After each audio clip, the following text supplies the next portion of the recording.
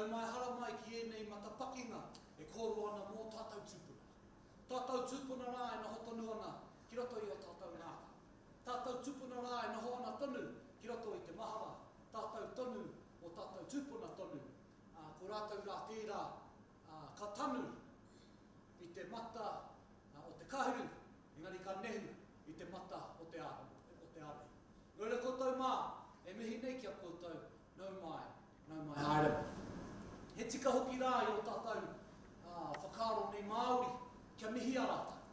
He mihi a rātou rā kua huri tuara, rātou rā kua ngaro ki te tirohanga o te kanohi, rātou rā kua puta ki tua o pairau, kia kore rānei e ki te ana. Nō reira, koutou mā, e moe, e oki oki. E hoki anō au ki a koutou, te hunga ora, ka ki atu rā te urupā o rātou mā. Tēnā koutou, nau mai haere. Greetings and welcome. Welcome here to this auditorium of the University of Otago and to this evening's discussion around the afterlife. In our Māori traditions, our ancestors are such a huge part of what make us who we are. They are always remembered in our hearts and always remembered in our minds. And we have a saying where we say, although they may have been buried by the blade of the shovel, we resurrect them again with the blade in our mouth, our tongues. And when we talk about them and we remember them, and their memory is what brings them back to us. And it's that important part of being human and our humanity, where we hold on to those emotions and we remember our loved ones, whether they are our parents, our grandparents, or maybe we lost children, or whoever it is that we may have in our whakaaro o huri tuara, where they've turned their back on us. He whakaaro anō tātou ka ki atu tātou opo whetūrangiti. We also talk about our departed as those who have become stars in the sky. He tika hoki rā e rā kōrero o ngā kai pūtaia o Rongonui, no ngā whetū tonu tātou e tuaimi. And it brings me to some of the science knowledge that we talk about, where we are all made of stardust. And so as our bodies become part of Papa Tuanaku and back to part of our natural environment, we return back to the stardust from which our world was created. Nō reira, I runga I tēnā tāko e mihi nei, kia koutou, ko tai mai ki te whakaaro, ki te āta wete, ki te āta whakatewhatewa I ēnei kaupapa. And so you tonight, as you hear to listen, to discuss, to pull apart all these different ideas that we have about the afterlife, I greet you all, nau mai, haere. Ko te whare Te whare o te rua I tiki ai whare pura moho e tama ko ka wai huka te awa wai taki re atu ki ka whakairo. Para I te uru ki te teko I whakaturia. E taka ko puke pura e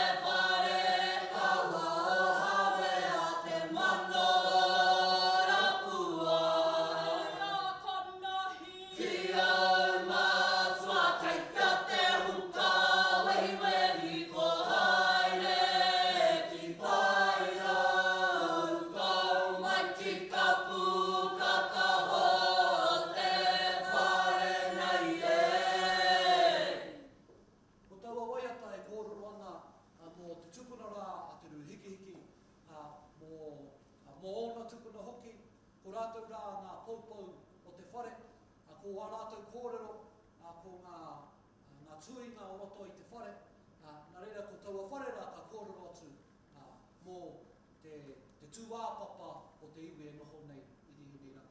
That song talks about an ancestor, te rua hiki hiki, and his ancestors. And those people are likened to the posts in our wharenui. And in our wharenui, all of our histories are told.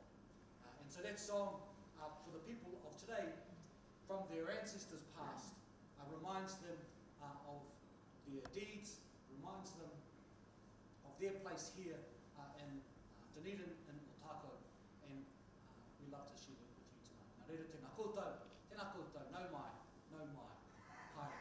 Kia ora.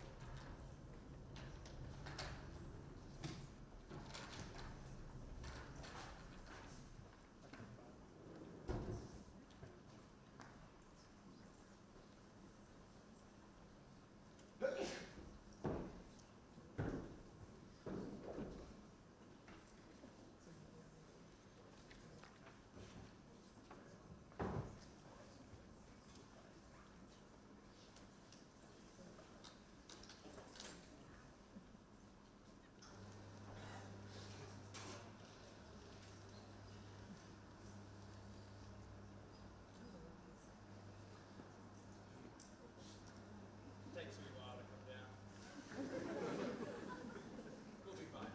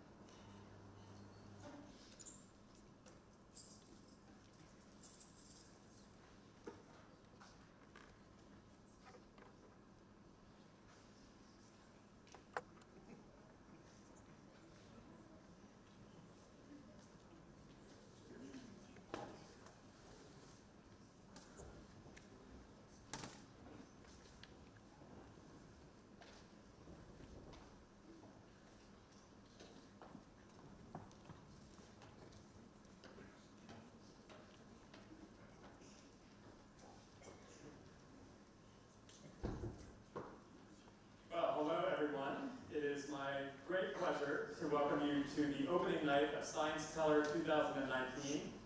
My name is Jesse Baring. I am the director of the Center for Science Communication and one of the co-organizers of tonight's event, along with my colleague Jamin Haberstadt here from the psychology department. Now, before we begin, I've got a couple of items of business to get out of the way. First of all, there is the matter of bathrooms. And you just simply go out the back door here the way that you came, and down the stairs you'll find the bathrooms on the ground floor. Fire evacuation, in the unlikely event that we're going to have some sort of fire-related issue, simply go down those same stairs and go out that area, out that front door, and gather at the Child Development Center, which is adjacent to this building. And in case it's raining or unpleasant in terms of the weather, we can move you to the Robertson Library. And finally, in the exceptionally unlikely event there's an earthquake, do not leave the building until the shaking has stopped. And then you are free to exit in that same manner. Now, back to the event itself, for which we are all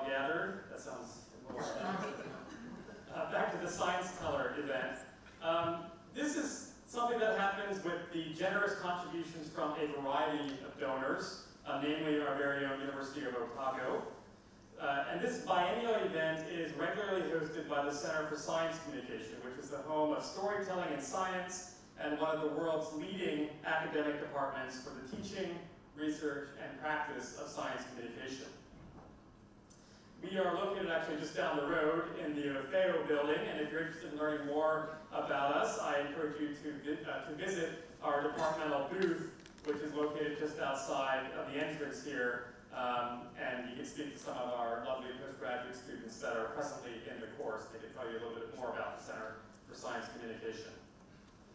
Now, if you're unfamiliar with ScienceTeller, every 2 years we settle on a theme that essentially is meant to engage and inspire scientifically informed conversations in our community here in Dunedin about some provocative topic, let's say.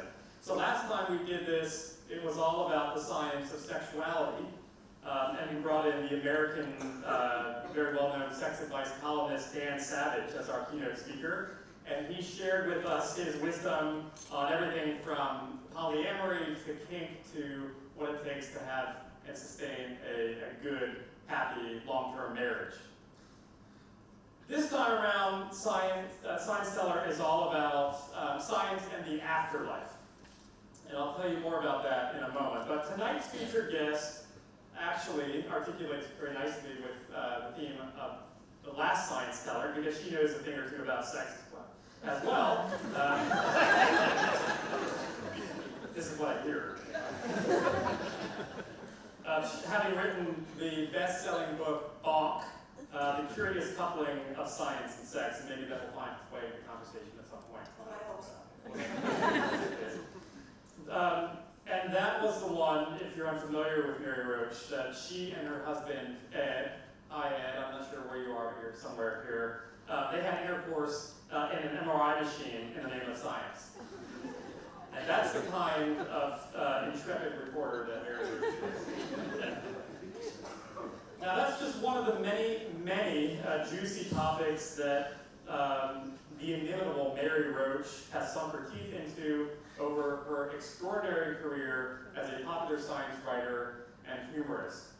In fact, we could actually do any number of ScienceTeller themes in which Mary would be the ideal person to have on this stage.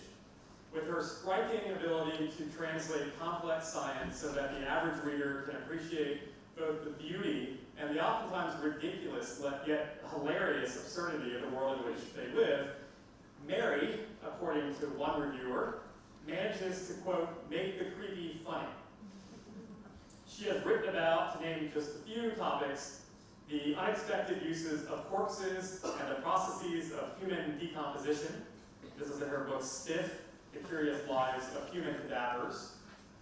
She's written about the interplanetary space flight, the science of interplanetary space flight and packing for Mars, the secret life of the digestive system in Gulp, adventures on the alimentary canal, military science in Grunt, the curious science of humans at war, and of course that slippery subject of souls and the afterlife, which is why we're lucky enough to have her here with us tonight. In that book, Spook, Science Tackles the Afterlife, Mary ventured into that age-old matter of what exactly becomes of our personal consciousness when we die. Her reporting journey in writing that book is going to be the subject of tonight's conversation. We kick off ScienceTeller then with this intimate conversation featuring Mary Roach, but note that this is just the start of it. This is just the beginning of a three-day celebration and, in fact, sort of an interrogation of the science of the afterlife. So be sure to check out the program for the full ScienceTeller event. It includes a wide range of talks about some of the latest research into people's afterlife beliefs, a scientifically informed eschatological debate on life after death, a screening of the critically acclaimed TV show Wellington Paranormal, this mockumentary series, which includes a Q&A with one of the producers of the series, Paul Yates, and a closing Sunday keynote by none other than the art skeptic and author Michael Shermer. who you actually might have seen in last night's The Project being interviewed. So on behalf of my colleagues at the Center for Science Communication and the Department of Psychology, welcome again to ScienceTeller, and we hope that by Sunday evening, let's say, you'll have a more critically minded and maybe even a more compassionate understanding of just why people believe what they do when it comes to the prospect of our everlasting souls. In the words of tonight's guest, the most staunchly held views are based on ignorance or accepted dogma, not carefully considered accumulations of facts. The more you expose the intricacies and realities of the situation, the less clear-cut things become. Not to get ahead of ourselves, but I tend to agree with Mary on that point. So before we begin our conversation, would you please join with me in giving a very warm Dunedin welcome to the Mary Roach.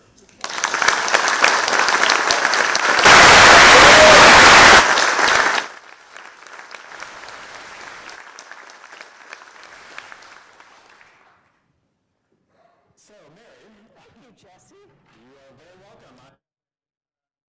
A series of questions for you related to your experiences in the paranormal or afterlife-related field.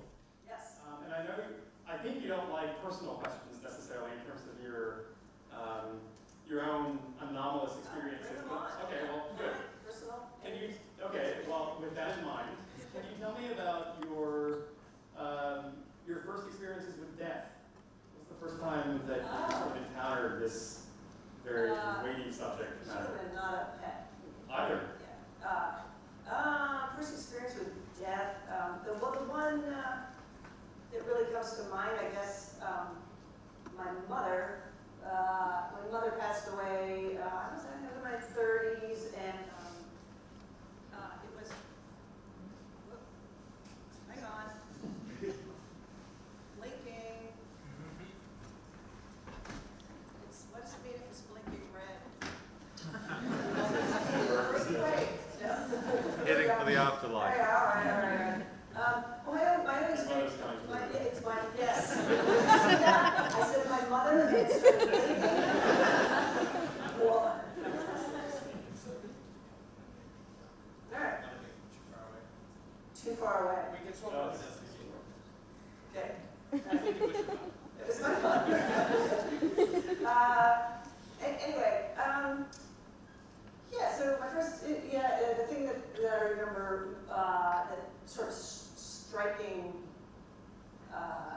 me with, not the dying, which is very upsetting and very sad and everything, but death, like the being dead, the sense of, it was my brother and I walked into the funeral. My mom outlived everybody. There weren't a lot of people around, so it was my brother and I, and we walk into Rand Funeral Home, and it's a vast sort of space where the bereaved would all gather, but it's just my brother and I, and we're not sure why we're there. And then the undertaker said, well,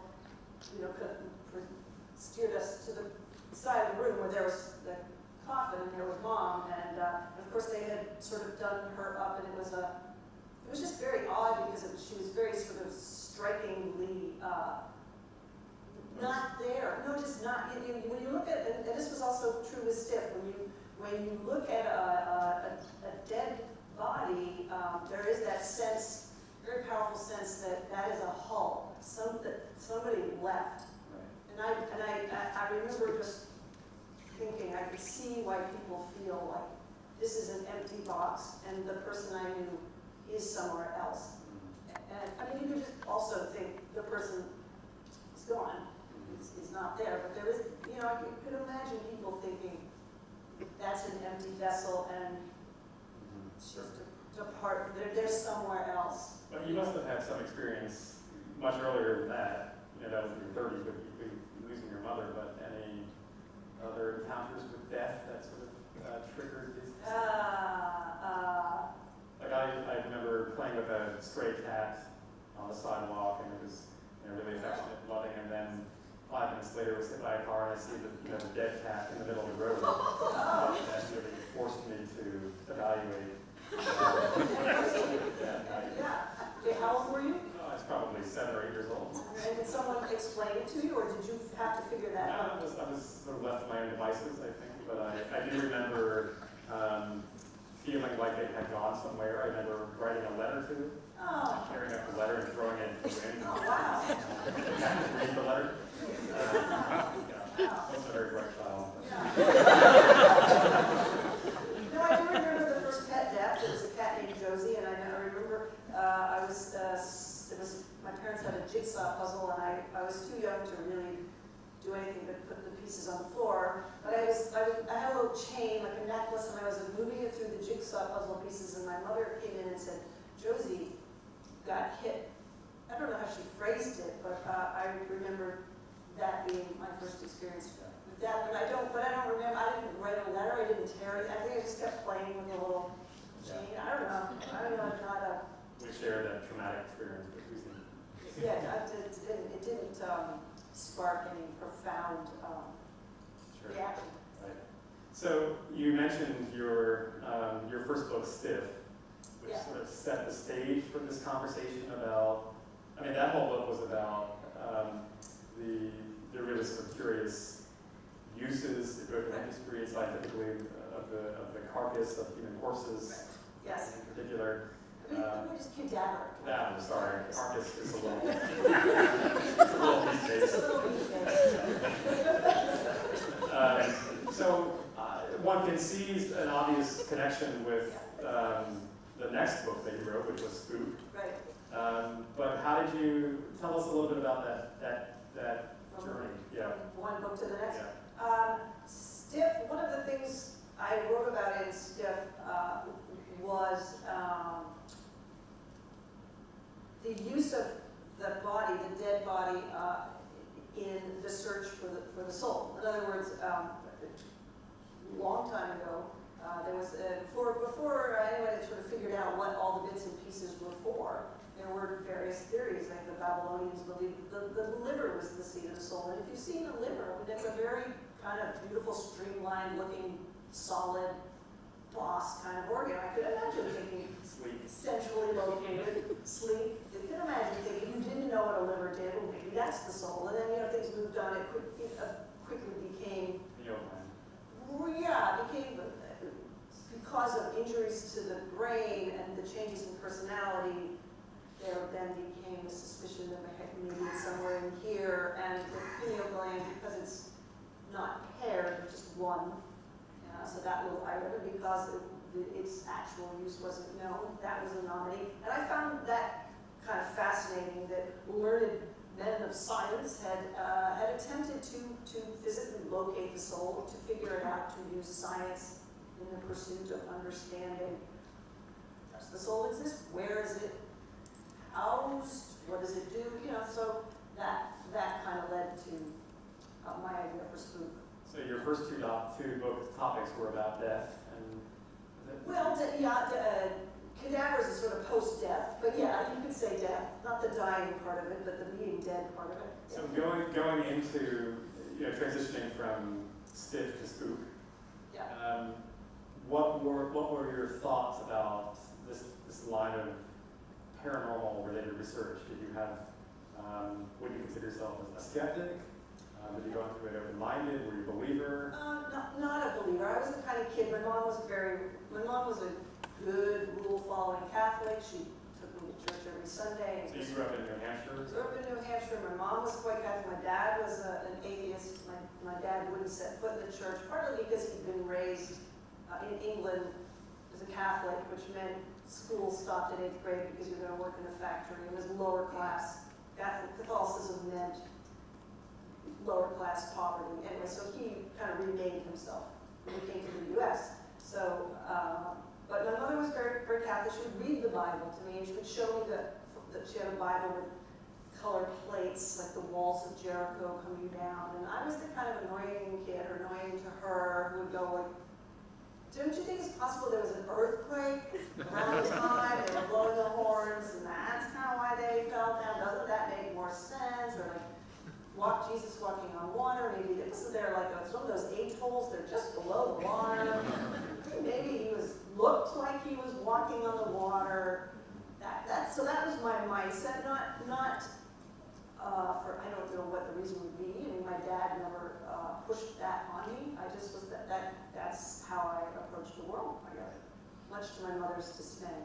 So that was your starting point with this reporting. Yeah, that was my starting point. You know, it wasn't Spook is not a book that set out to convince anybody one way or the other. It was really just a kind of joyful examination of people thinking outside the box when it comes to the challenge of figuring out, is there an afterlife? Scientific exploration. Yeah, like somebody trying to use scientific method or cryptography or you know, near-death experience, ways to find some kind of proof. So it was just kind of an escapade through that world. And I tried to stick to academics and university-based researchers, so there were about three.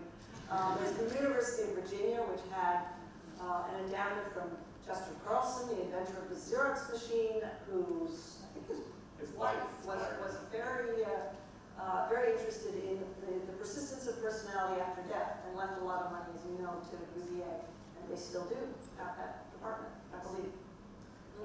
So, anyway. Well, can I ask you if you've ever had any anomalous experiences yourself that have kind of linkers with you or that you've struggled to rationalize? I had nothing really super fun, I'm sorry to say, but I'll give you my rather drab paranormal experience, which was many years ago. I was living with somebody in San Francisco, and around Valentine's Day, I guess maybe we had a party. For some reason, we had some of those little hearts. I don't know if you have those here, these little candy hearts that have little weird cryptic. No Valentine's Day in New Zealand.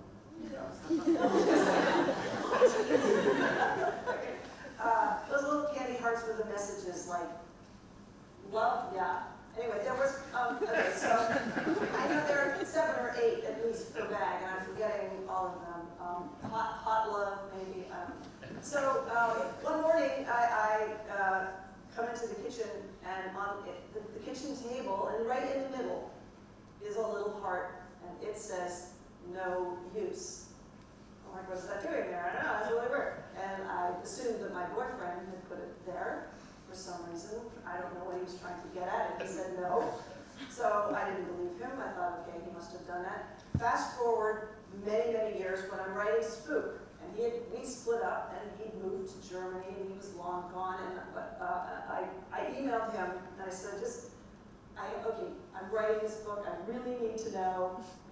Remember when the heart showed up on the table? Was that you? And he swore it was not, which is not. That's so he could be lying. Anyway, but he said no. He said that was not me. No use. No use. Our house was supposedly haunted. People upstairs were creaky. Anyway, that's about. That's the extent of it. Your anomalous. What about you? I've had a handful actually that I've struggled to reconcile with my otherwise. As good as that little no-use heart? Different. One was around the same time that cat died, and I wrote a love letter to the cat. I came downstairs, and in the bathroom waste bin, in the trash can, there was a load of bloody napkins or tissues, which is going in a slightly different direction too. So we can avoid that topic. It does connect with some of your other work, but anyway, household store that just didn't come from that. And how many people were living there? 5. 5 people. Nobody knew where these bloody tissues came from, but a waste basket filled with them.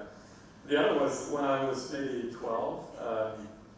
I was always very frightened and paranoid of ghosts. I mean, I had this fear of Goats? ghosts. Not so much of ghosts. I had a very, very potent fear of ghosts and spirits, and I remember lying in my bed one night. I sang sort of ritualistic chant to ward them off. I would die of fright if a ghost somehow appeared to me spontaneously. And I was saying this chant in my head, and it just occurred to me that, you know, if the bathroom light across the hall from my bedroom suddenly flashed on, that would be too much. Like, it would just be overwhelming for me, and it did.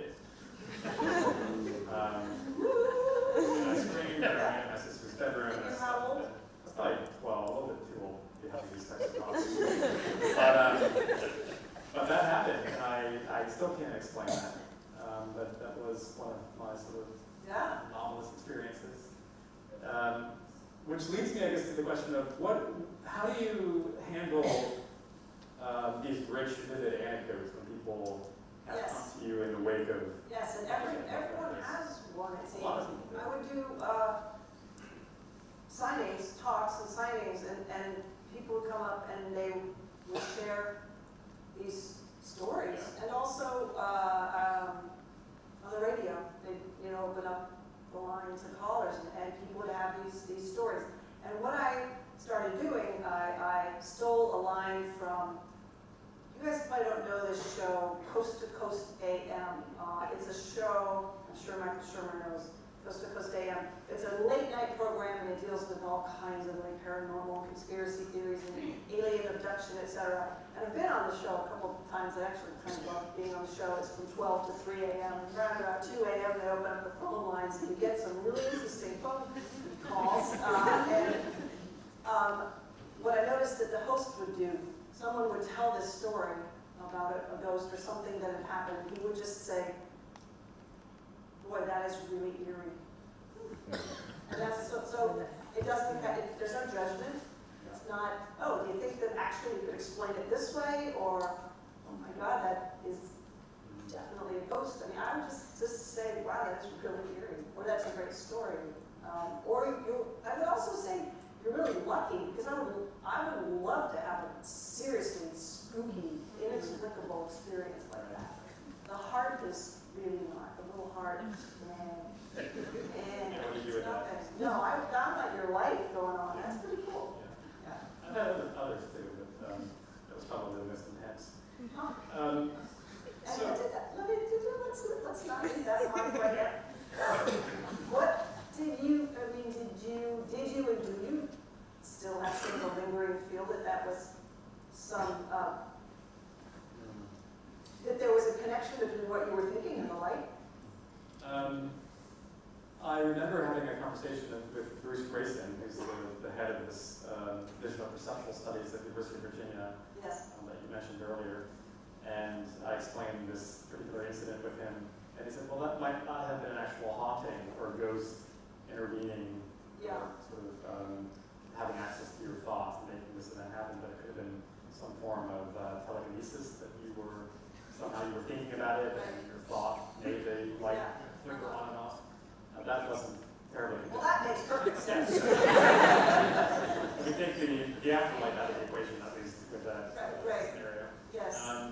But did you ever have any other seemingly telekinetic, like I'm thinking this and now it's... No, I've had dreams, sort of precognition, where I dream about somebody that has visited me and they're dead, and then they die the next day or something like that. I've had a couple of dreams like that. None about me the past few days. No, just so I don't know what basically this is actually one of the topics that I'm currently investigating in my own research program. Is what do you do with these anomalous events that don't match your otherwise scientific worldview? For me, I kind of quarantine them. I put them aside, and I haven't grappled with them in a way that is entirely gratifying. Right. I had one other, which was, again, the boyfriend that I lived with. There was a red... Oh, now it comes down. Oh, it was a red pepper. For some reason, I don't know, it was on the top of the refrigerator. Why did we keep a pepper on the top of the refrigerator? Anyway, but it had these hack marks, like somebody had chopped it like that with a blade. And I didn't do it, and he didn't do it. Or so he said. And so that was very strange for both of us. Like, what happened to the pepper? And I similarly I like to keep those stories as a little bit of history in my past, but if I had to put money on what caused the pepper, I would say A, David did it. B, I don't know, someone kicked it, fell on the floor and it was one of those, something hit it and it kind of burst and it looked like somebody hacked it. And I even was like, whoa, it looks like that part in the tarot deck with the swords through it. Yeah. But, And likewise, I would say that in all probability it was probably some sort of, like the light incident was probably some sort of electrical fault or just happened to be coinciding with my rumination at that moment. right. But Freaky. definitely, I can see why people would be vulnerable to those types of attributions in light of those types of experiences. So you talk about several, so there are anecdotes, which you'll get no shortage of people sort of coming to you with colorful, idiosyncratic examples of hard to explain phenomena. But in the book, you really do a great job dissecting systematic, empirically based approaches to this question of whether personal consciousness survives death. Historically, there have been a number of frameworks to investigate this phenomenon. One of them, we share an interest in this, I think, is the work by Ian Stevenson at the University of Virginia on reincarnation. So maybe you can set the stage for our audience here to share with them the nature of his work and what he was claiming. Yeah. Well, Ian, I'll tell you, Ian Stevenson was one of the University of Virginia, one of the beneficiaries of the Chester Carlson endowment. Founder of the Xerox machine. Yes, left millions Okay. to the University of Virginia, specifically for the study of the persistence of personality after death. And it's, it's university-based, so they try to do it in a scientific way, sort of. So the two avenues that they mostly look into are reports of reincarnation and then also near-death experience. And he was an established scientist. He was a psychiatrist. Yes, he's an MD. Yes, he had a respectable CV, for sure. Before he went to the paranormal. Before he went off into reincarnation. And I wrote to Ian Stevenson, he was toward the end of his career, he was in his 80s then, and he sent me in the direction of someone in India who, Dr. Rawat, who runs the Reincarnation Research Center, which turns out to be a small room off of his bedroom. But Kirti Rawat is his name, and so he's the one. I did not meet Ian Stevenson. Maybe you can share more about. He was dead at the time I got there. Okay. I talked to Spirit briefly. Yeah. But the work that was done in India is very different. Here, when you hear someone talk about, they believe that they were reincarnated, it's often, I was Caesar's horse, or I was the Queen of Sheba, or I was Cleopatra. Yeah. A lot of Cleopatras, there's a lot of, like... It's really an acclaimed phenomenon. Yes, and in India, it's quite different. It's a small child, and they tend to be between 2 and 4. These children, around 5, it stops. Between 2 and 4, when they start to speak, they start referring to things that don't make sense to their parents' names. They'll talk about memories and things that don't fit their current life. The parents will then sort of wonder, who died in the surrounding area, villages. The word kind of gets out. This kid is saying this, and this, and people will it's kind of exciting game of sort of a mystery for everyone to solve. Who died around the time the child was born? Is this child a reincarnation of that person who died? So Kirti Rawat goes around with a video camera, and it's almost more like police detective work. He's trying to get past the game of telephone. I heard so-and-so say that he saw the child, and he said, the child said, so he's like, who saw it? Who heard it? So he's trying to get back to the first-hand accounts. And so I went with him on one of these investigations in a very small Indian village, yes. It was absolutely fascinating. It was interesting for me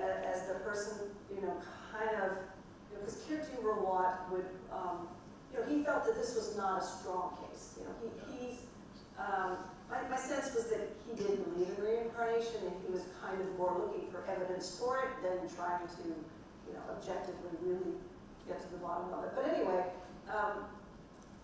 I was very much sort of poking holes in, you know, he would describe a case and say, well, the child said, you know, he lived in a, you know, three-walled hut, and there were cows. It's like, Kirti, that's every house in this village.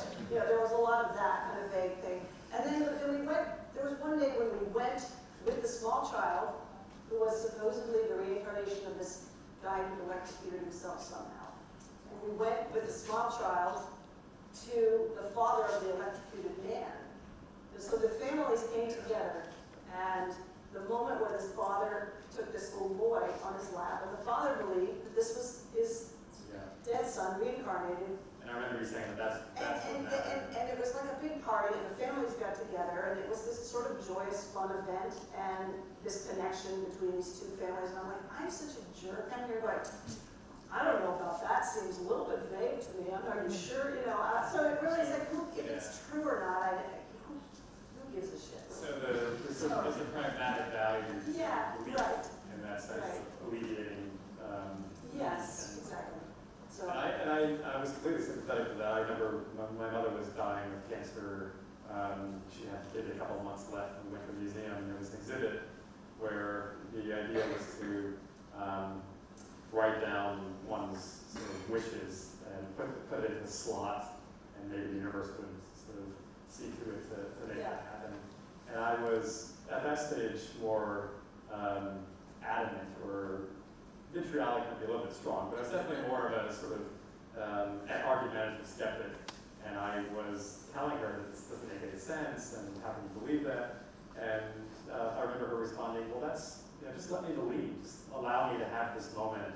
Yeah. Right. And I felt like an asshole. Like, why was I pushing my lack of belief on her when this brought her some degree of pleasure or relief from the anxiety? Comfort, yes. Yeah. No, I envy people like my mother. That doesn't make it true, but no, I know. But I appreciated that sentiment. No, I mean, my mother believed very strongly when she dies, as long as she, had the proper mass at the end of her life, and sort of did everything the right way, and that when she died, that she was going to heaven, and those people are the lucky people, because either they do go to heaven or they never find out they were wrong, so they live their whole life to be, it's going to be even better, or I'm going to heaven. So what do you do with those cases, and we talked about this a little bit earlier, Ian Stevenson had this massive tome called Biology and Reincarnation, and he was basically trying to map out the morphology or the physical characteristics of the child with the previous personality, yes. That's what they called it. So he even had a couple of cases of the PP, yes.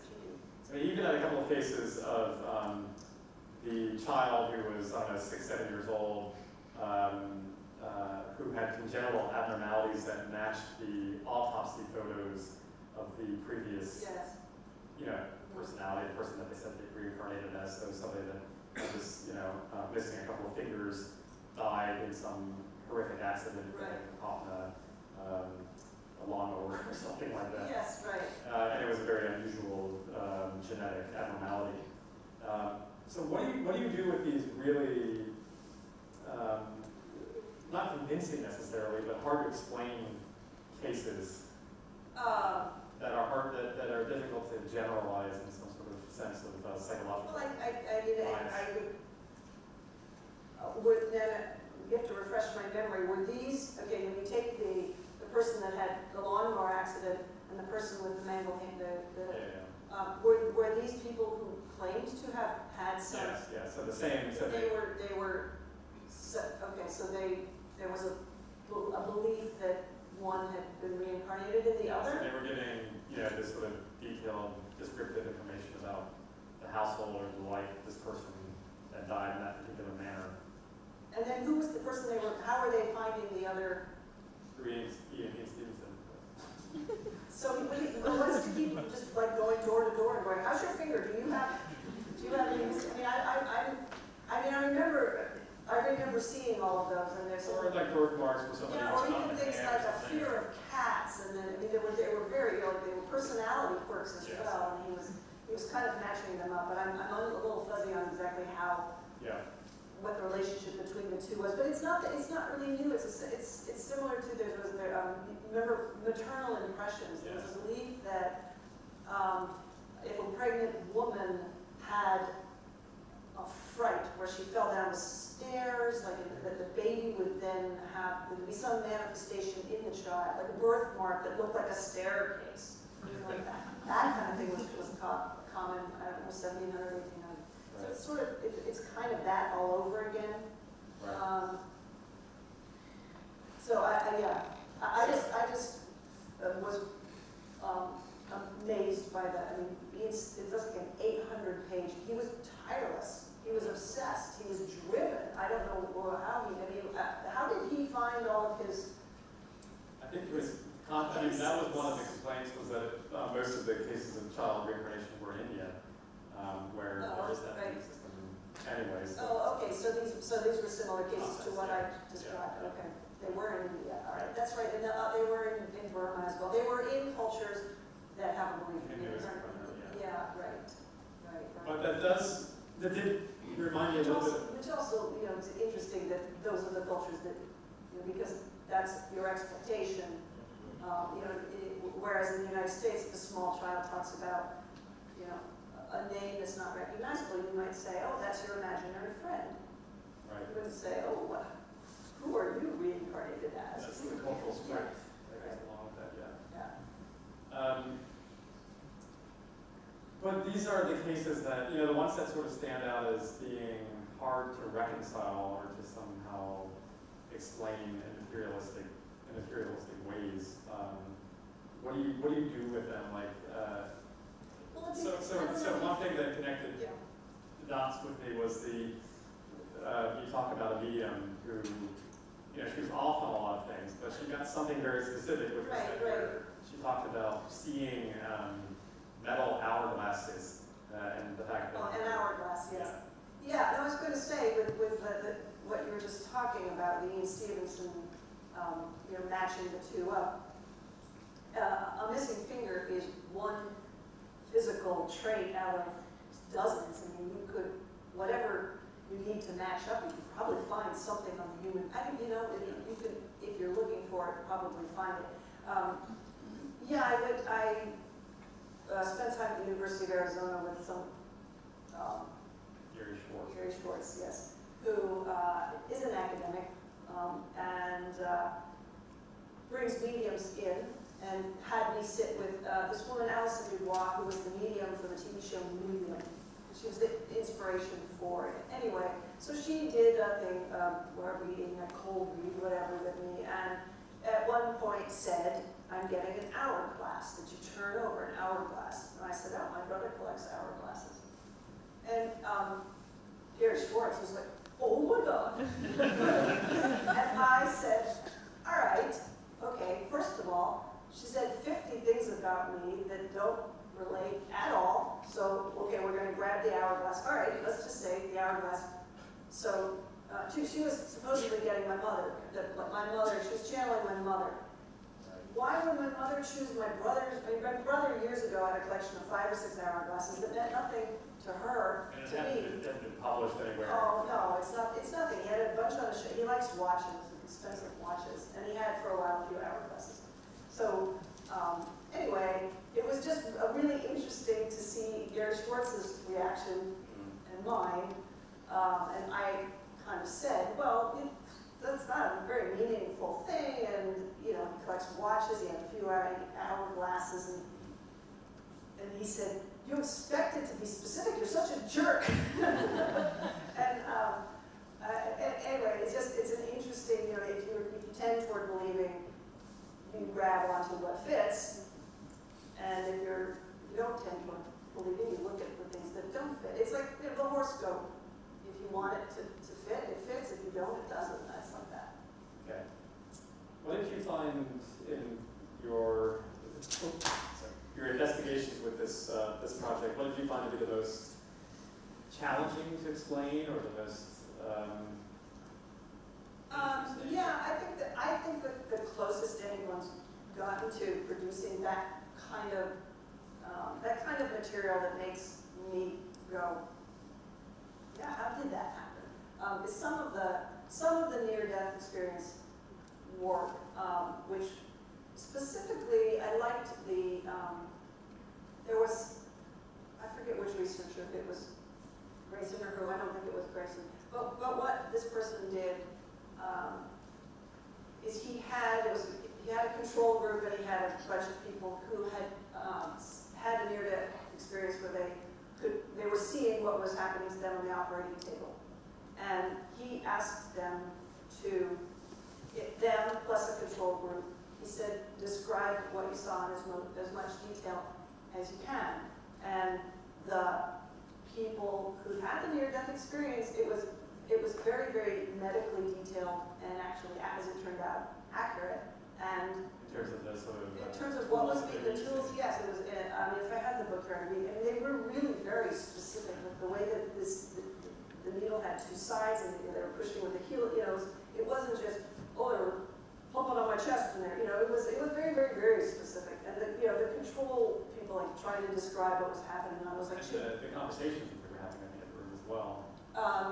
Possibly. This one was specifically, what did you see? The control group, it was like chimpanzees were running the operating room. It was way off base. So if you take that study at face value, it was impressive to me. You know, and then I don't know. You know, who knows? But I don't know how. And they weren't people with a medical background, any of them. So, and then some of there were people who studied blind people who had near-death experiences, and so that body of research, I loved kind of the ingenuity that was applied to it. It just took it a little bit beyond the realm of anecdote, which it is usually presented in. There was also Bruce Grayson's computer up by the top of the operating. Yeah, this was a study because people tend to see themselves from above, looking down at the operating table. What Bruce Grayson did, he took the operating room at, I guess, the UVA Medical Center, where defibrillators are put in. When you put in a defibrillator, you have to test it and make sure it works. And so you're kind of putting somebody in the kind of scenario where there would be a near-death experience. So he chose those patients, and he had a laptop computer open, and there was a randomly generated image, simple image. And he put it up on top of the bank of lights that's in an OR, facing the ceiling. So if you did float up there, you'd be looking down at the computer. Otherwise, you wouldn't see it. So everyone who came out of the operating room would be interviewed, and it would just say, do you remember anything? And so for about 6 months to a year after I've been there, and my publication's getting closer, I kept writing to Bruce Grayson saying, did anybody see anything? Because that would have been pretty awesome if somebody did. Nobody did. In fact, nobody did.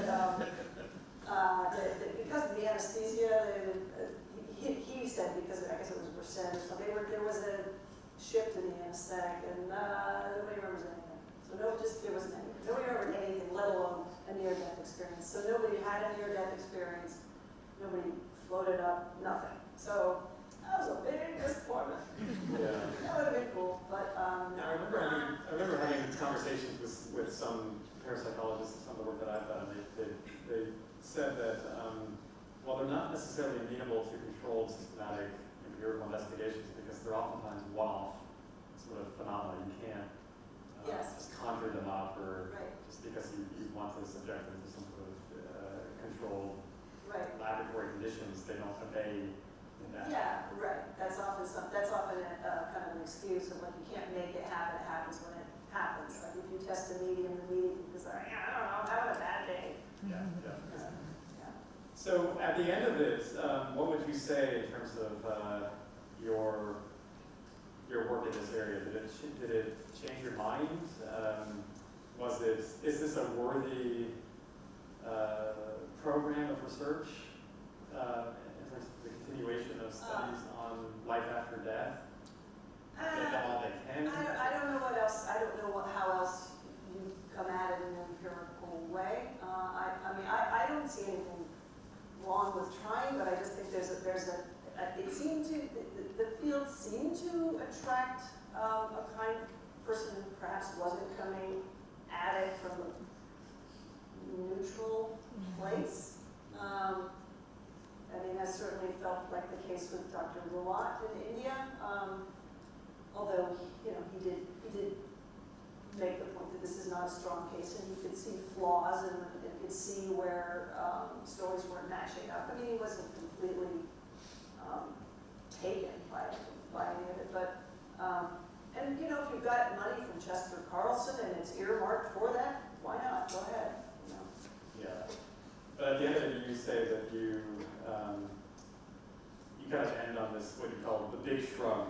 I certainly didn't come across. Well, there were things I found. The things that made more sense to me were the explanations. There were some really interesting explanations for phenomena that were not paranormal explanations. There was some really interesting work that this guy Vic Tandy had done with infrasound and how that might cause people to sense, or Michael Persinger with a helmet, that you can subtly do things to the brain that cause sensations of someone in the room, or just peculiar sensations, or So you manipulate the electromagnetic energy levels. right, or the You the infrasound. the person's in the room with you. Yes, a lot of people reported that. I personally didn't with the helmet. Yeah. Did you wear the helmet? Did you wear the helmet? No. But I'm aware of it. The helmet, yeah. Anyway, those explanations seem to make a little more sense to me, and were interesting explanations for common things that people feel that seem strange.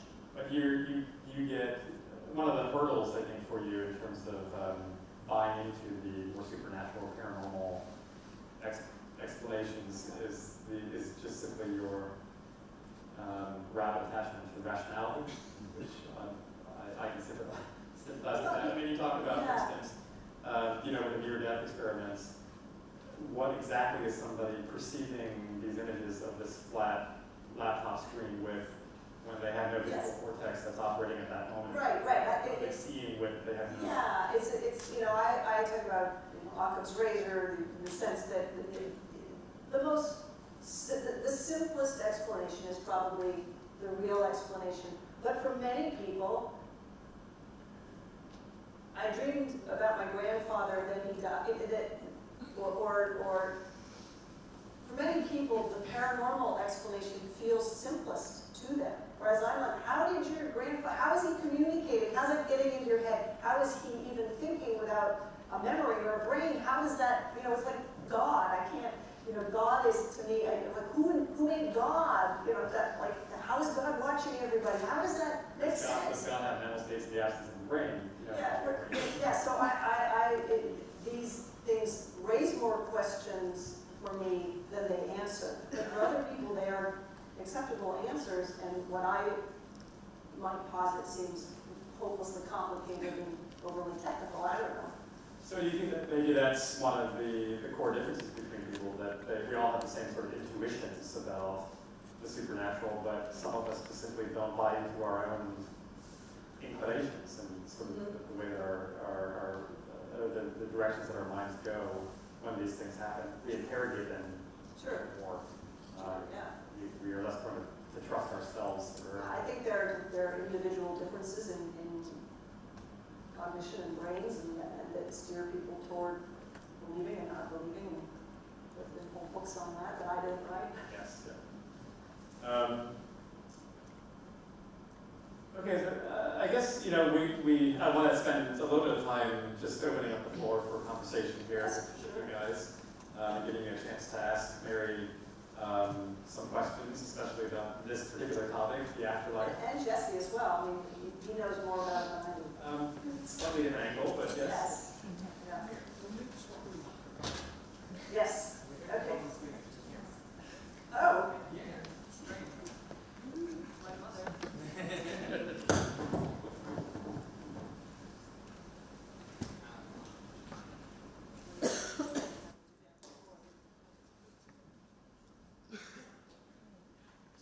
we get set up, does anybody have a question that they'd like to pose to Mary about her work on the paranormal? A question there in the middle. Can you get a microphone?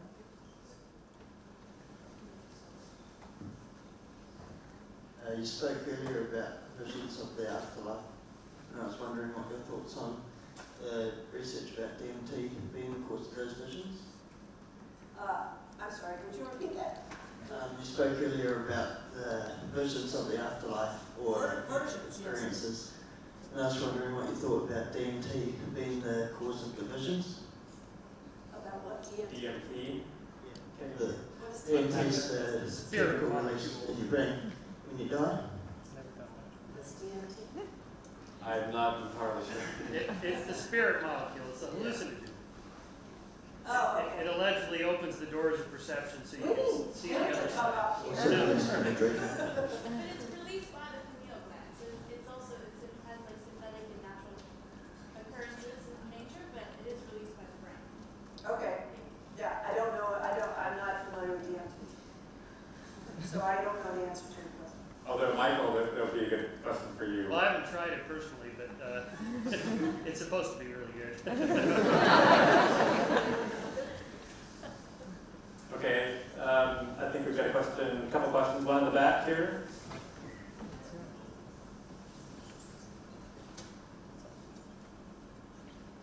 When you wrote Stiff, what was the audience that you were expecting? And was it broader than you had expected? And if so, why do you think that was? Yeah, when I wrote Stiff, I couldn't really imagine a scenario where someone would go to a bookstore and look at a table of new releases and go, oh, this book about cadavers, that's what I'm going to read. So I felt very bad for my publisher that they made a terrible mistake, that nobody would buy this book, like this book, read this book. That was my expectation. And so it was a complete surprise that the book did well. New York Times bestseller, and Yeah, it was. so how do you explain that? Well, a couple of things. First of all, because we all died, I think that we all died, there's a built-in kind of fascination and curiosity for what will, what's to come. And I think the other thing about that book is that it's a funny book. It's a book about cadavers, and I think that got people talking. I think the books sell well because people talk about it, and people are saying, I think people are like, oh, this is kind of weird. It's about cadavers. It's kind of funny. You should try it. I think that is why. It gave people permission. Yeah, and also the other thing is that, and this was just coincidental, the book came out right around the time 6 Feet Under debuted and CSI, so you turn on the TV, there were bodies on the slab everywhere. And so I think it gave people permission to be curious and to talk about cadavers and death, and I think that people need and want to just kind of demystify it. So maybe that was what was going on. It was just sort of a cultural moment that I stepped into at the right time, perhaps.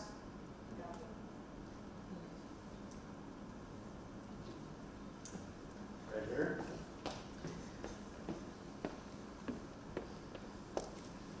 You mentioned that operating room in the computer. What are some of the other ways that you try to investigate the afterlife?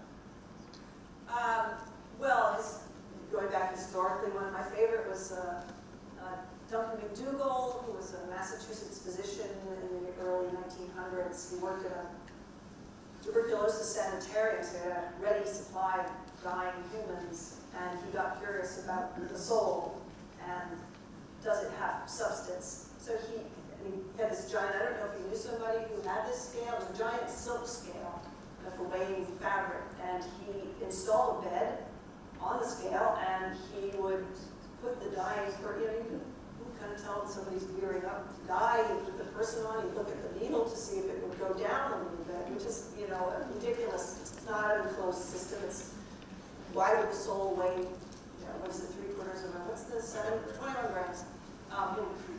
It's really heavy for a soul. But anyway, I loved Duncan McDougall, just that he did this, that he built the scale, that he published it in American Scientist. So that's one example. Then fast forward, I found a guy at Duke University, Jerry Nagum, who was trying to do a modern day version of that with an enclosed system in which he wanted to put a leech in it because he hates leeches.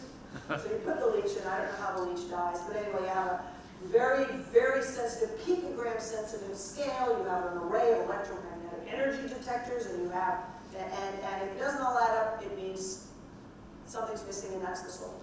He didn't do it, he needed funding, he went to the Catholic Church and tried to get them to do it.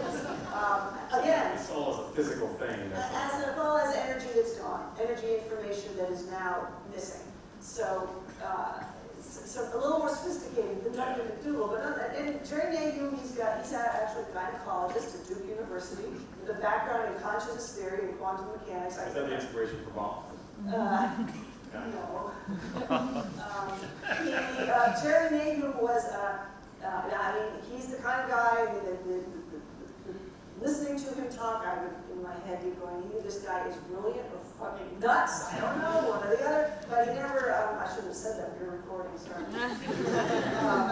Anyway, that was, so Jerry Nagum, he said he could do it for $100,000, and they never, nobody gave him the money. As far as I know, Jerry never did his experiment. But, how much does the soul of a leech weigh?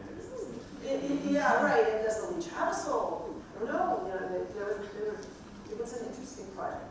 So there's that, there's... The ectoplasm? Oh, well, yeah, ectoplasm, that was the era of ectoplasm. That was the spiritualist era, the 1910s, 1920s, where seances, mediums were people who were speaking to the beyond and also manifesting physical matter that was sort of tangible, supposed to be tangible evidence of psychic energy, of bodies, etc. So the mediums would go, there was a cabinet, and you pull the curtain, and you open it up, and it's dark in the room, and then there'd be this stuff that kind of like spewing out or hanging off of them. And what was, and to me, you look at the photographs, and you're like, that's just cheesecloth or sheep's organs or something, which it was. But at the time, it was taken very seriously with the Sorbonne, the Scientific American, and there were Nobel laureates, and people were taking ectoplasm seriously. At one point, this researcher, I love this. This is, I think, my favorite line in the book. The medium is communicating with the beyond, and there's ectoplasm, which was cheesecloth that had been regurgitated, actually, as it turned out.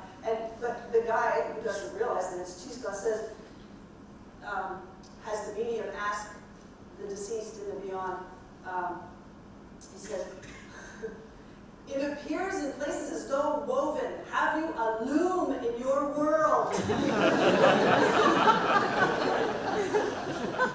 Anyway, so ectoplasm. You actually saw something. I found, okay, the Society for Psychical Research, which just, they did, I love them. Society for Psychical Research, the archives, really fun, interesting. And anyway, they gave all of their stuff to Cambridge University. I don't know if Cambridge, maybe a little embarrassing for Cambridge University, but anyway, all the archives are there, and I was looking through the archive, and there is a box of alleged ectoplasm at Cambridge University. So I flew all the way over there to spend time, because you're in the manuscript. The manuscript's room is this kind of ancient room where people studying Darwin's seed stock and medieval land transfers, and they're very serious students, and a page will go and fetch stuff for you. So I had this box, and it had the little card at the top that said, alleged ectoplasm. From the 1930s, I think? Yes, smelling faintly, vaginally secreted, slightly stained. And I'm like, I had to open that up, and Cambridge, maybe, it was a fun afternoon. But anyway, that was ectoplasm, which wasn't really a scientific investigation, but it was supposedly, here's the proof.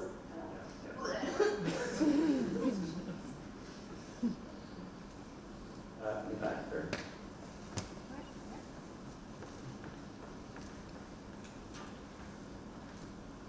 Tēnā koe, Mary.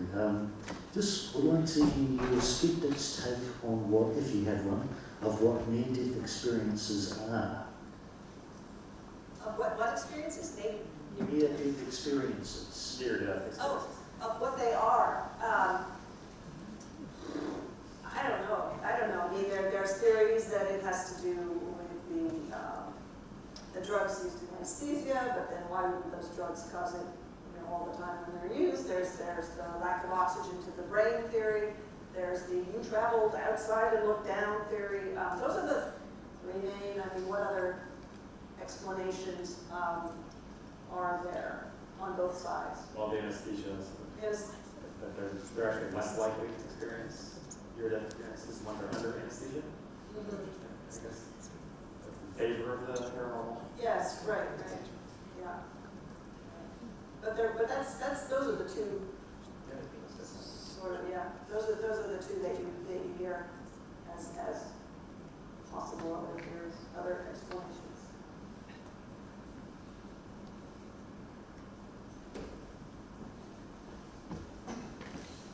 I can't see over here. The light is blinding me. But if anybody has any questions.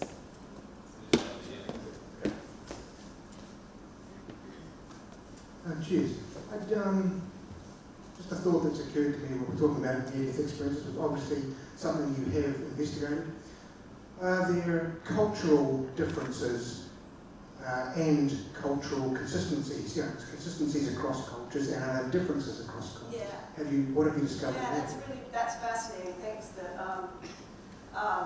There are some wonderful cultural differences. For example, Bruce, I think it was Bruce Grayson mentioned, the tunnel that you go down. There was a long haul trucker who described it as going down a tailpipe.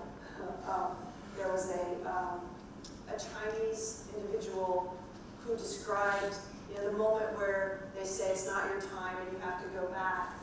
He was told there's been a clerical error in the paperwork. So yeah, there are some cultural. Can you think of other cultural differences?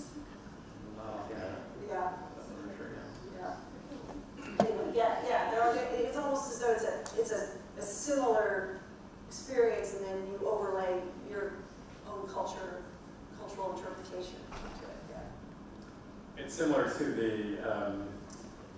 sleep paralysis research area, where people feel like they're awake but they can't move, and some entity is somehow sitting on their chest or in their environment with them, and that is sensitive to the sort of cultural scripts that they're embedded in. So it used to be the case during the age of spiritualism that there was a ghost or a demon or something sitting on your chest, and then in the 1970s or 80s it was more aliens that were visiting from outer space, that were doing experiments on you and sitting on your chest, or witches, that sort of thing. And it was variable depending on the nature of the particular sort of rhetoric or scripts culturally at that time. So I would imagine something similar to that in terms of how we color our near-death experiences. But that's an empirical question. Do you have a question here?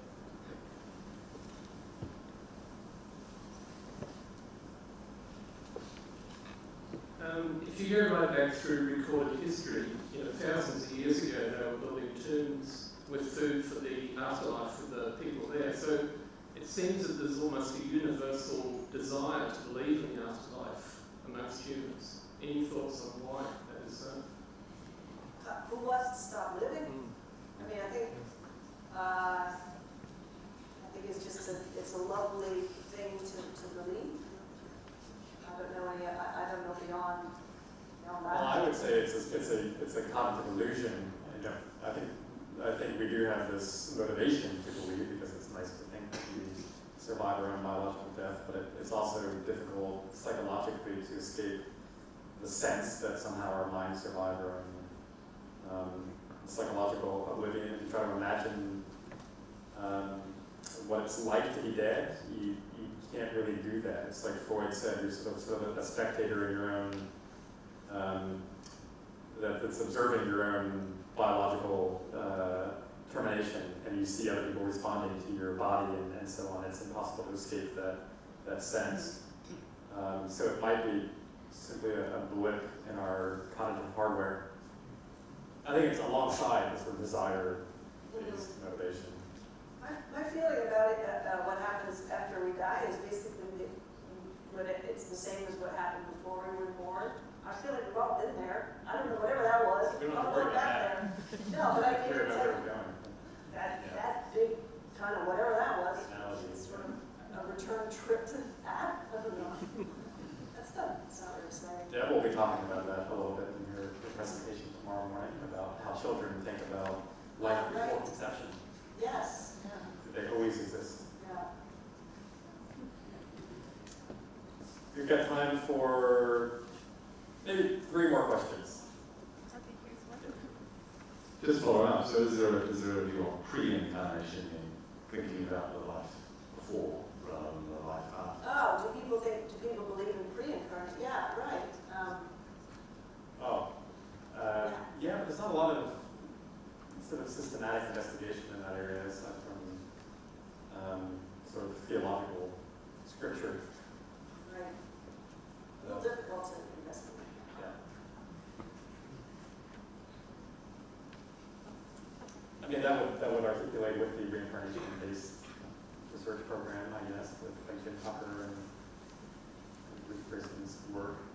Right. I mean, anybody who looks into it is kind of looking at it from the pre-incarnate, like, who this person used to be rather than who are you going to be. But there's also, and I have a cousin who, she does past life regression, and she said that there's actually now a between life regression, that there's a whole separate market for regressing you to, there's a little brief in between. Right. I don't know what goes on there, but that's another, you can cross that out.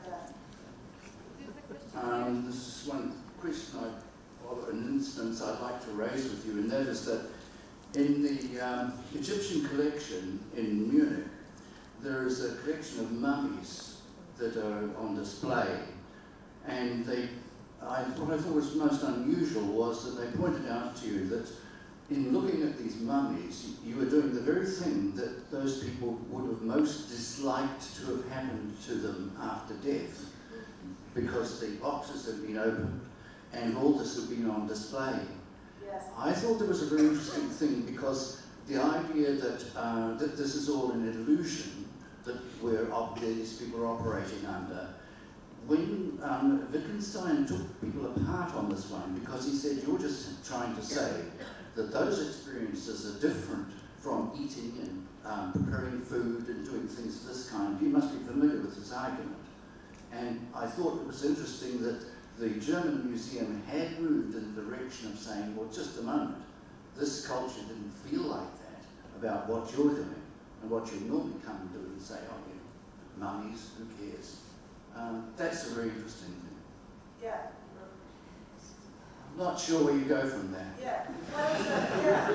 Well, I'm not sure either. But it's interesting. What came to mind, which has really not that much to do with what you just said, is that the hesitation a lot of people, including my husband, have about donating their body to science. They believe that it's a good thing, an altruistic thing, an important thing to help research.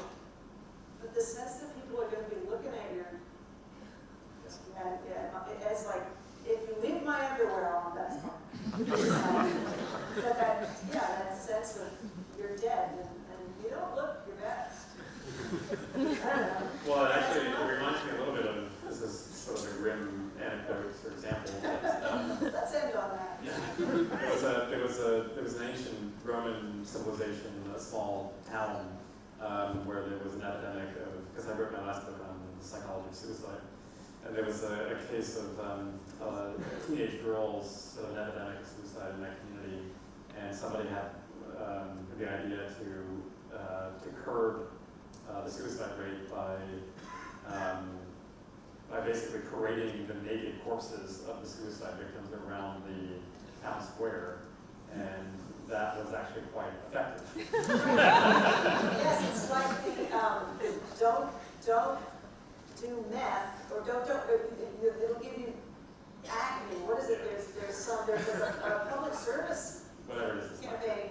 Yeah, it just shows here you get acne and your teeth fall out, and it's very effective. Yeah. So somehow there's this, even if we don't necessarily explicitly believe that we're going to psychologically experience other people looking at our courses, it's still a very unsettling thought, and I think that has to do with the, really just their attention for taking the perspective of ourselves in the future, even though we don't have a functioning brain to be analyzing that scene. Right.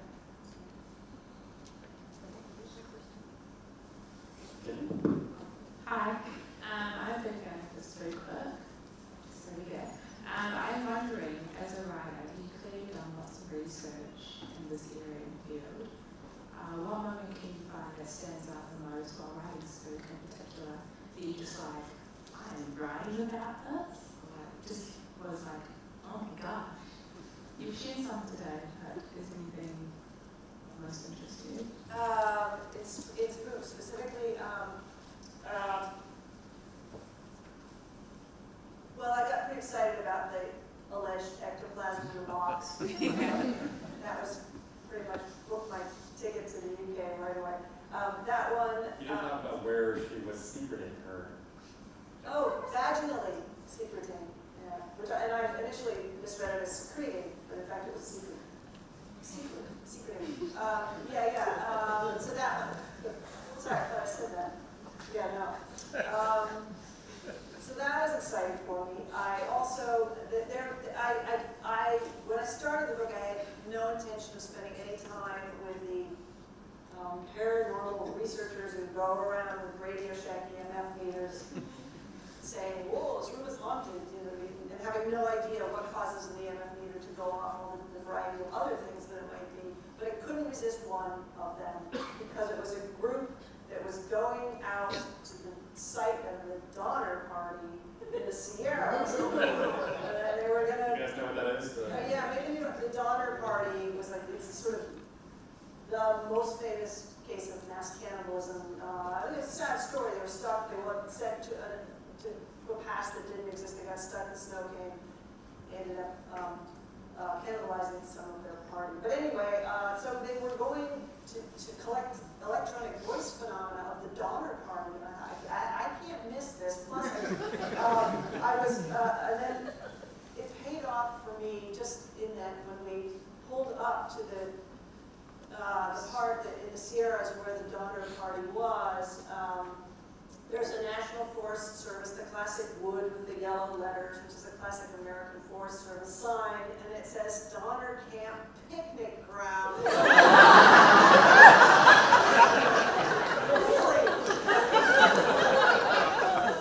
And I just got pretty excited about that.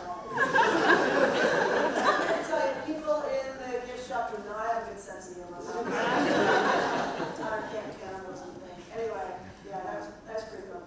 For our last question, can I just ask if there's anybody who would be willing to share an especially challenging case for Mary, where they're sort of presenting an anomalous incident that is very difficult to explain? This is a challenge, but it's not about an anomalous incident.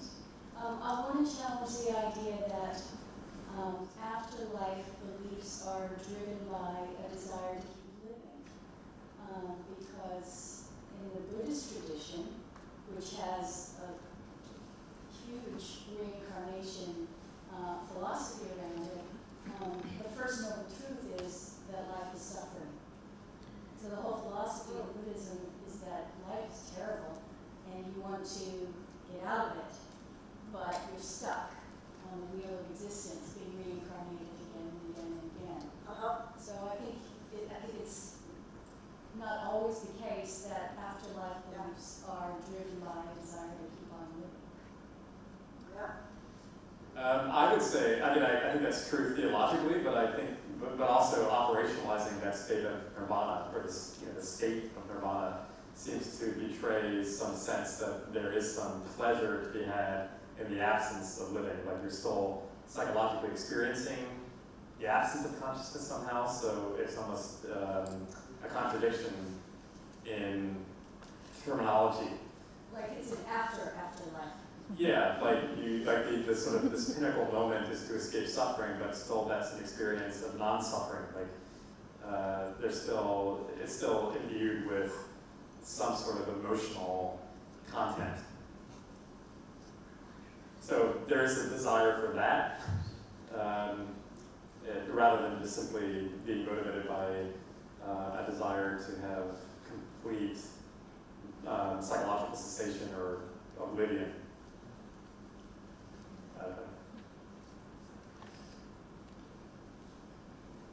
You agree?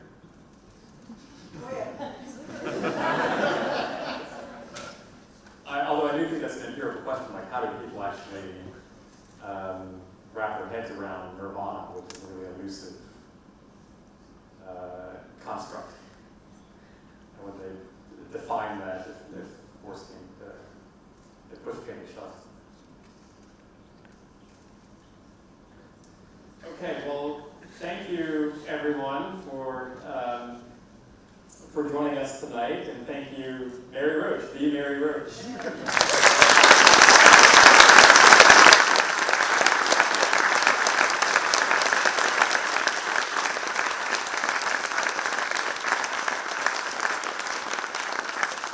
And again, this was just the beginning of the ScienceTeller event. We're going to have 2 additional days of afterlife-related talks, a whole range of presentations and discussions surrounding this fascinating question of the existence of personal consciousness after death from many different angles. And I hope that you'll join us for those talks as well. Mary will be available for the next 10 minutes or so as she I think after Michael's talk, oh, right. I think we'll do a book signing. Never mind, just ignore what I just said then. You're right. I mean, I'm happy to for 10 minutes. We have to go. Right. Sorry about that. Mary's books are available next door here for purchase. Well, especially her scoop is available at least. And she will be around on Sunday after Michael Shermer's talk for personal signing.